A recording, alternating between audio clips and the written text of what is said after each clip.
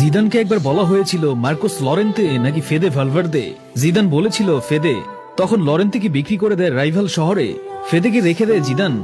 কি এমন খুঁজে পেয়েছিলেন জিদান তার ভিতরে? যখন রাখা হয়েছিল তখন তার পজিশনে লড়তো ফর্মে থেকে মদ্রিস, স্কোরা। এরকম ডেডলি পজিশনে পিক ফর্মে থাকা মদ্রিসকে বেঞ্চ করার মতো শক্তি ছিল না ফেদের। জিদান গেল, লোপেতেগিও আসলেন। মাদ্রিদের মন জয় করতে পারলেন না। আসলেন সোলারি। ইয়ংদের দিয়ে ভালোই করতে চাচ্ছিলেন, সুযোগ দিচ্ছেন, হচ্ছিল না কোনো কিছুই। তিনিও চলে গেলেন। ভালভার্দে তখন থেকে একটু একটু করে সুযোগের সন্ধানে নামতেন আর অপেক্ষা করতেন ম্যাচের জন্য। জিদান দ্বিতীয় মেয়াদে ফিরে জিতালেন লা লিগা। ভালভার্দে তখনও বদলি হিসেবে নামতেন। খেলা হতো প্রায়শই, ক্লান্তিহীন নেই, দৌড়াচ্ছেন সারা মাঠ। এই বুঝি শরীরে নতুন করে পাখনা গজানো উড়ন্ত পাখি সাদা বনে নেমে এসেছেন। জিদানও গেল বছরখানিক পর। আসলেন কার্লো আর ফেদেকে নিয়ে তৈরি করলেন নতুন ফরমেশন। দৃশ্যপট বদলে যেতে থাকে। রাইট ব্যাক থেকে মিড, উইং, ডান পাশটা একাই ম্যাচে নিজের করে নিতেন।